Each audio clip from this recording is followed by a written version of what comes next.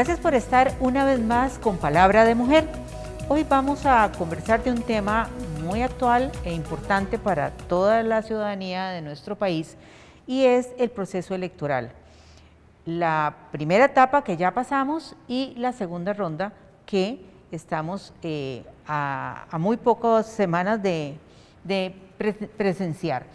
Para ello hemos invitado a dos expertas que nos van a hablar y nos van a dar una mirada feminista de este proceso y de toda esta situación en la que estamos inmersos en política costarricense.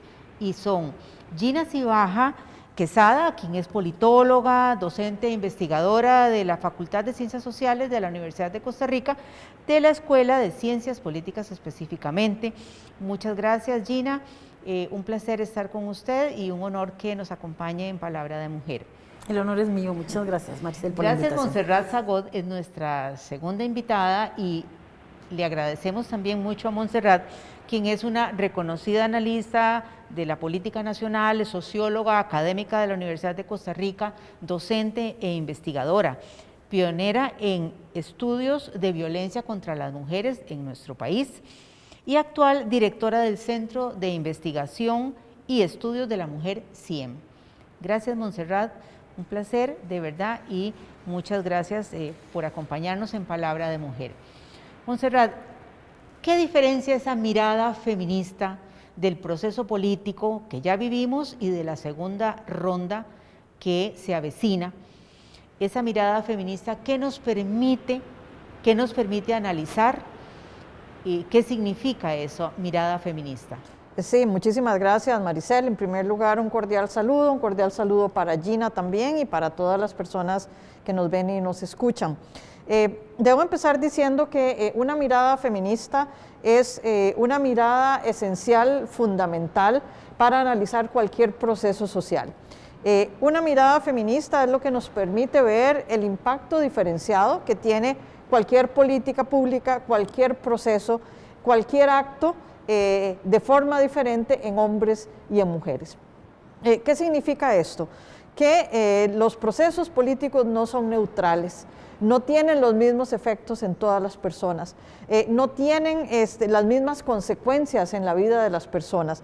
En ese sentido, lo que ocurra en esta elección no va a ser lo mismo para los hombres y para las mujeres, no va a ser lo mismo para las mujeres más empobrecidas, para las mujeres desempleadas, que para las mujeres que tienen mayores recursos, no va a ser lo mismo para los hombres empresarios que, por ejemplo, para las mujeres indígenas, para las mujeres en pobreza. Entonces, una mirada feminista es la que nos permite diseccionar cómo un determinado proceso va a tener un impacto diferente, y en el caso de las mujeres siempre tenemos que partir de las condiciones históricas de desigualdad en la que vive una gran cantidad de mujeres y en ese sentido entonces analizar cada uno de estos procesos, cada uno de estos actos políticos y cómo va a ser diferente. Entonces, el feminismo lo que nos permite es reconocer que la sociedad no es homogénea, que la sociedad no todos tenemos igual acceso a los recursos, no todas las personas estamos en condición de igualdad y es imposible entonces pensar que la sociedad simplemente se va a comportar de la misma manera, sino que la política, las elecciones y cualquier otro proceso va a tener un impacto diferente en unos y en otras. Precisamente por esa diferencia, entiendo que la Escuela de Ciencias Políticas y concretamente vos, Gina, lideraron una investigación, un análisis de los 25 programas de gobierno y este trabajo fue auspiciado por las Naciones Unidas, por la Unión Europea, por el Programa Estado de la Nación y ese análisis, ¿qué les permitió a ustedes encontrar de esos 25 programas de gobierno en torno a la propuesta para las mujeres desde una perspectiva que hoy estamos trabajando y es la perspectiva feminista? Sí, muchas gracias. Por supuesto, siempre es un honor compartir espacios con Montserrat y Maricel, muchas gracias por la invitación. Efectivamente, trabajamos el nivel de alineación, así llamamos la investigación, el nivel de alineación de los 17 Objetivos de Desarrollo Sostenible de la Agenda 2030, que Naciones Unidas firmó, o el Concierto de las Naciones firmaron, incluido Costa Rica, por supuesto, en el 2015, y para el 2016 Costa Rica firmó un acuerdo con todas las fuerzas políticas, institucionales, partidarias, religiosas y locales para acordar que iban a incluir todos estos objetivos de desarrollo sostenible en sus propuestas de gobierno. Ya el Estado de la Nación, que de hecho fue uno de los aliados del proyecto, generó un estudio preliminar para el 2018, Naciones Unidas también a través del PNUD generaron una especie de manual de incorporación de los 17 Objetivos de Desarrollo Sostenible y sus 169 metas, que en promedio cada objetivo tiene 10 metas, ¿no?, a cumplir. Las incluyeron un manual para incluirla en los programas de gobierno. Entonces, a la hora de analizar los programas de gobierno, hicimos gráficas que permitían mostrar cuántas metas estaban presentes para cada uno de estos objetivos de desarrollo sostenible. Entonces, el objetivo número 5, que corresponde a la igualdad de género, habla de los partidos políticos que tenían un nivel de alineación alto, medio o bajo en sus programas de gobierno. Entonces, como ya estamos en segunda ronda y tenemos 6 partidos políticos representados en el Congreso, hicimos una gráfica que muestra el nivel de alineación con respecto al objetivo número 5, igualdad de género, en los 6 partidos políticos que están en el Congreso. Y aquí encontramos que el partido Frente Amplio es el que tiene un nivel de alineación mayor, seguido del Partido Liberación Nacional, que están en verde, estos dos. Esto quiere decir que en esos 2 programas de gobierno encontramos de 67% al 100% de las metas correspondientes a este objetivo, que tienen que ver con eliminar la discriminación con respecto a las mujeres, eliminar todo tipo de violencia, etcétera, etcétera, que son acuerdos a nivel internacional que se ratifican aquí con este objetivo, ¿no? Luego tenemos al Partido Liberal Progresista, al Partido Unidad Social Cristiana y Nueva República con un nivel de alineación medio, es decir, estos 3 programas de gobierno muestran un nivel del 34% al 66% de alineación, es decir, de mención de estas metas. Y por último tenemos al Partido Progreso Social Democrático con un nivel de alineación muy bajo, que implica de 0 a 33%. Hay que decir... Este partido es el de Chávez, el del señor Rodrigo Chávez. Rodrigo Chávez, exactamente. Pero hay que decir que de hecho que una vez pasada la segunda ronda, el Grupo Progreso Social Democrático nos consultó si íbamos a revisar los programas nuevos o las nuevas versiones. Ya el proyecto está prácticamente en su fase de informe final y demás, porque no hay más recursos para esto y ya empezamos a clases, pero hay que decir que en ese partido sacaron una nueva versión, que yo esperaría que tengan algunos elementos mayores y que el nivel de alineación sea mayor, pero en términos generales, con los otros 25 partidos que estaban participando, encontramos que en este objetivo de desarrollo sostenible en particular, es de los que menos alineación tenían en la mayoría de los partidos políticos o de los programas de gobierno.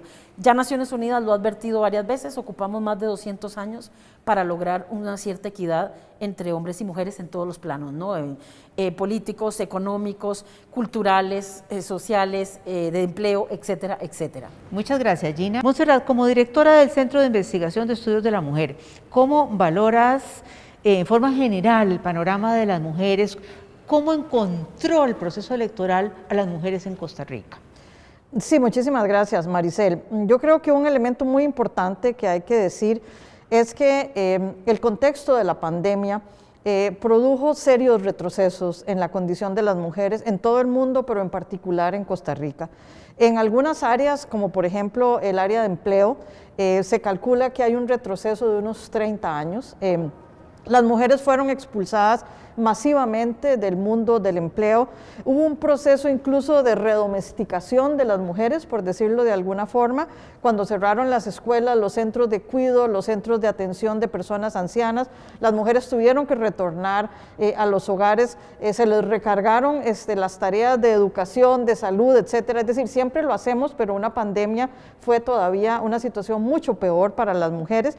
Muchas de ellas fueron expulsadas, ¿verdad?, del mundo del trabajo, y esos puestos no se han ganado de nuevo, no se han reconstituido, es decir, las mujeres siguen teniendo un desempleo que duplica prácticamente el de los hombres. En términos de la violencia contra las mujeres, todas las formas de violencia contra las mujeres se incrementaron, es decir, las mujeres se convirtieron incluso en prisioneras en sus propias casas de sus agresores, se incrementó la violencia sexual contra niñas y adolescentes, se incrementaron todas las formas de maltrato. Entonces, este proceso electoral encuentra a las mujeres en una situación mucho peor, digamos, que las que tenían antes.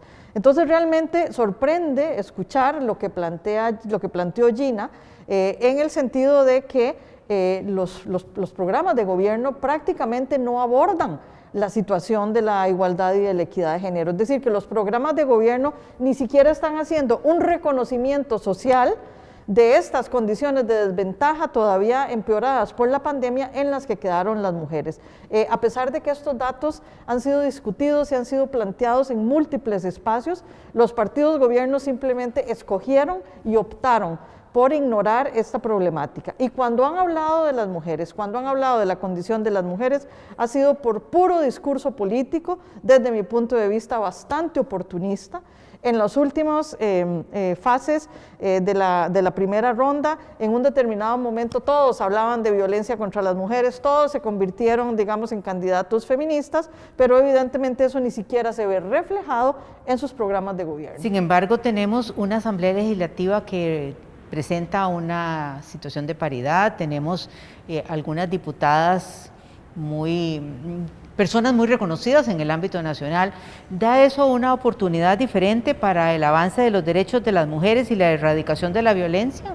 Maricel, no es garantía. Digamos, esto que está, el reflejo de la Asamblea Legislativa hoy, que tiene un nivel de paridad mayor que en los años anteriores, es porque hay una normativa que así los obliga a los partidos políticos a poner mujeres en puestos, o sea, de manera alterna, tanto vertical en las listas, en las papeletas para diputaciones, de manera vertical, y alternancia y paridad de manera horizontal también, que esto es algo que todavía no se ha resuelto con respecto a las elecciones municipales, pero que ahora en las nacionales esto está funcionando desde el 2018, si no me equivoco, o el 2014. Esto tiene que ver con acciones afirmativas que han salido de los movimientos feministas, porque hay que decir que los movimientos feministas son diversos. También no es que hay una sola línea, ¿no? Entonces, encontramos mucha mención a mujeres emprendedoras, a capacitación para mujeres en los planes de gobierno, ¿no? A mujeres que quieran tener trabajo, pero desde el emprendedurismo, porque hay que capacitarnos, hay que ayudarnos a empoderarnos. Pero esto siempre se hace dentro del marco de una economía liberal o en una democracia liberal como la que vivimos, es decir, concentrada en las libertades, pero no en la garantía de derechos fundamentales. ¿Se visualiza alguna forma de amenaza a los derechos ya obtenidos por las mujeres? Mira, yo creo que derechos en salud, por ejemplo. Puede ser, por ejemplo, aquí con datos muy recientes, tenemos que, por ejemplo, en materia de participación política para el 2020, que fueron las elecciones municipales, solamente el 9%, el 9.8% eran mujeres alcaldesas, el resto, es decir, los 90% eran hombres, los que llegaron a ser alcaldes. En esto hay 40% de regidoras, es decir, el 60% eran hombres, y en síndicas propietarias el 35%. Entonces, esto nos habla de una situación de desigualdad en materia de participación política, porque tal vez estas mujeres no se suman a los pactos patriarcales que Montserrat ha hablado en algún momento en uno de sus posteos sobre estas mujeres son promovidas dentro de los partidos políticos porque no son amenazantes. Eso es importante, Montserrat, que nos expliques un poco sobre qué son esos pactos patriarcales y qué significa que haya tantas mujeres, porque ahora hay muchas mujeres y cualquiera diría, bueno, ya las mujeres alcanzaron igualdad política.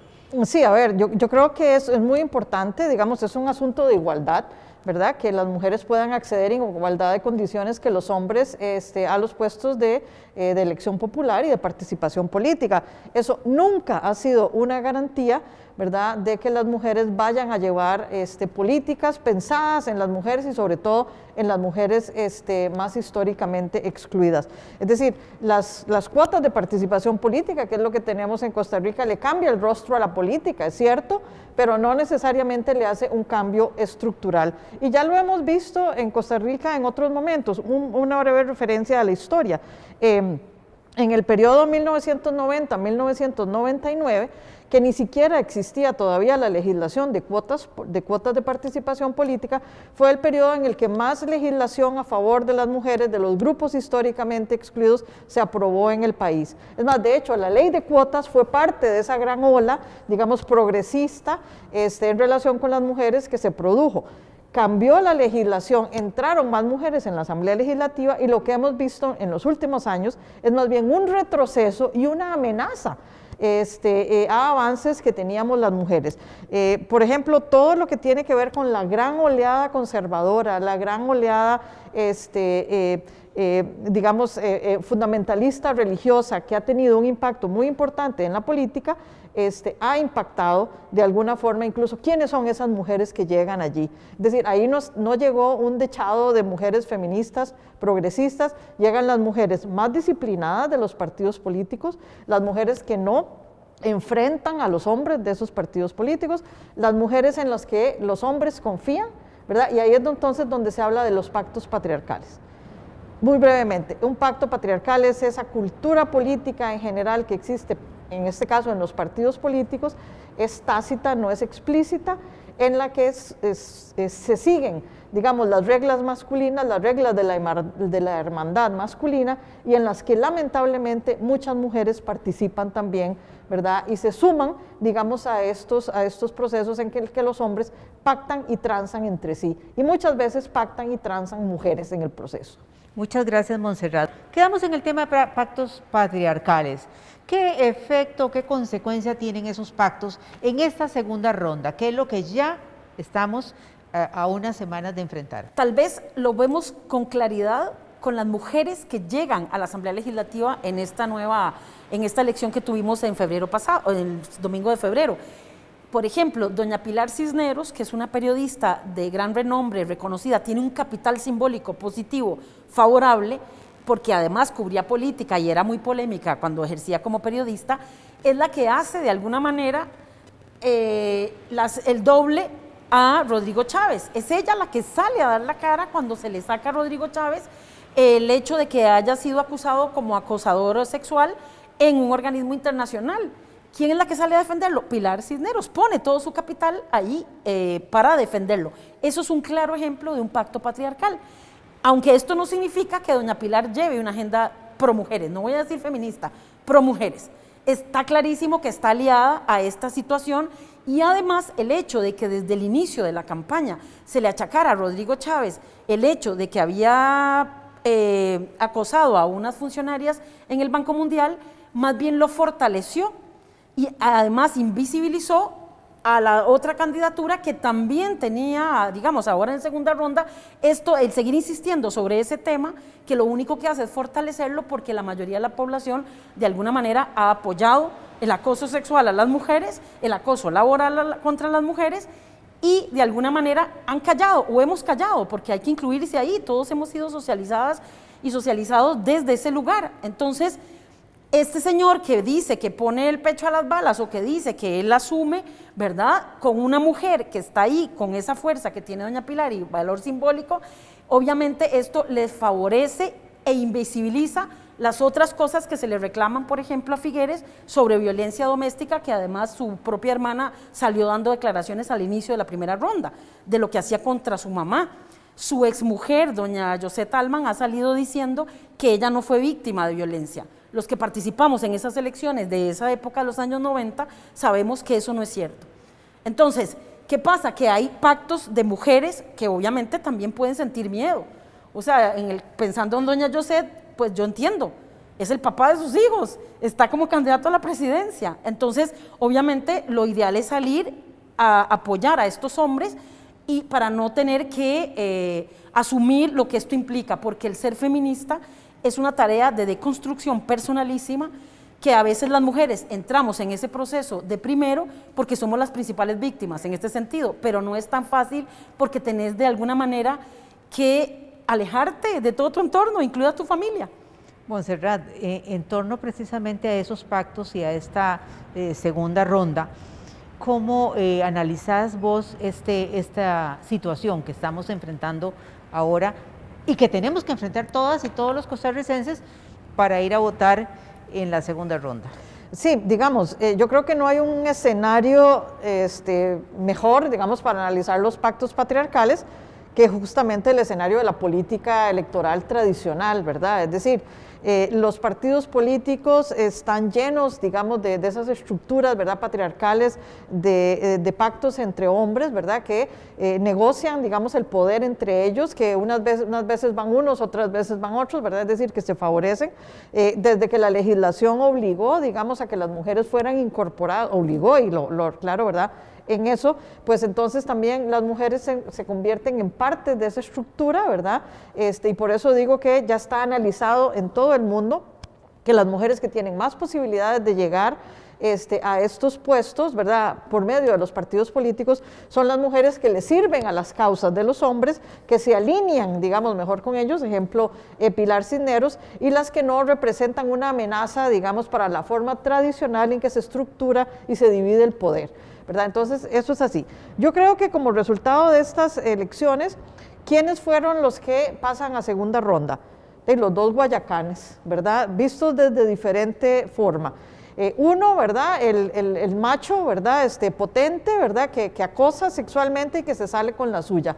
Y el otro, digamos, el heredero, digamos, de una tradición política también patriarcal, que representa un partido que si bien ha apoyado en algunos momentos históricos el desarrollo de política pública y de legislación a favor de las mujeres, también es un partido cruzado, digamos, por estos pactos patriarcales. Entonces, las dos figuras que mejor representan, ¿verdad?, esa masculinidad hegemónica, las dos figuras que mejor representan esa forma de ejercicio de la masculinidad, ¿verdad?, arrasadora, por decirlo de alguna forma, son los que logran pasar a segunda ronda. Entonces, ¿qué es lo que está pasando ahora? ¿En qué se enfrenta la ciudadanía? La ciudadanía va a tener que escoger entre, digamos, dos tipos que los dos tienen, antecedentes, ¿verdad? Es decir, que uno podría decir que afectan, digamos, a las mujeres que han tenido una relación de poder explícita, ¿verdad?, y autoritaria en relación con las mujeres. Pero bueno, ¿qué pasa? O sea, ¿a cuál de los dos guayacanes le vamos a dar el voto? Uno es un perfecto desconocido, ¿verdad? Uno es un perfecto desconocido que viene de un partido que hace 2 años no existía, ¿verdad? Eso es lo único, digamos, que uno puede plantear. El otro viene de un partido histórico tradicional, que también tiene colita que también tiene cola que le majen, ¿verdad? Pero que al menos, digamos, tiene una estructura de haber participado 70 años seguidos, ¿verdad?, en la política nacional.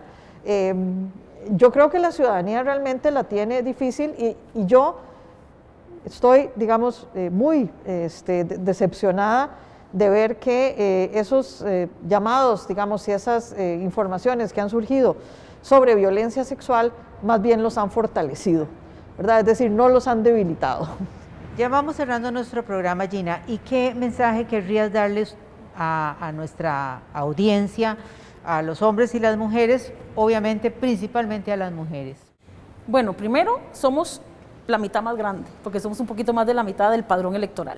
Las mujeres podríamos decidir realmente sobre esto, pero también esto, más allá de la audiencia, es a los actores políticos. Hay un 40% de personas que decidieron no ir a votar. Esas personas pudieron haber decidido entre 25 fuerzas. Eso nos está diciendo cosas. Eso es un llamado a los actores políticos de que el cambio es inminente y es urgente. El que quede va a tener que asumir eso, porque va a tener un nivel de conflictividad importante. Y segundo, la academia, estamos en la obligación de empezar a analizar de nuevo a qué se debe este abstencionismo del 40%, con 25 fuerzas participando. Eso nos está diciendo, grosso modo, que pareciera que los 25 generaron demasiado ruido, que generaron mucha confusión entre la ciudadanía, o bien que consideraron que los 25, aunque eran gran cantidad de participantes, no había diversidad en las propuestas y en las agendas. Y en todo caso, los 25 no proponían grandes cosas para disminuir la gran discriminación, violencia con la que vivimos las mujeres, ni tampoco la exclusión con la que vivimos. Somos un país, entre los primeros 10 países más fortalecidos en el mecanismo electoral, pero somos de los 10 primeros países en materia de desigualdad. Montserrat, ¿cuál sería tu mensaje de cierre para nuestra audiencia? Y también, como dice Gina, para los políticos y políticas de este país. Sí, yo creo que coincido con lo que dice Gina, es decir, el abstencionismo es más del 40% e incluso en algunas zonas de más del 50%. En las zonas históricamente excluidas debería de mandar un mensaje clarísimo a los partidos políticos que quedaron en la lista electoral. Es decir, hay un porcentaje muy grande de la ciudadanía que no está respondiendo a sus propuestas, que no está respondiendo a sus mensajes y que está evidentemente demandando algo más de lo que históricamente le han dado esos partidos. En particular, yo creo que las mujeres es fundamental que no solo sean tomadas en consideración, sino que se atiendan esas históricas necesidades que están quedando descubiertas y esa gran desigualdad que se ha ido construyendo y profundizando. Si eso no es atendido, no vamos a tener bienestar para la población en general, porque en la medida en que las mujeres no estén bien, la población en general no puede estar bien. Gracias por acompañarnos en Palabra de Mujer. Una vez más, le invitamos a quedarse con Canal 15 UCR, TV con Sentido.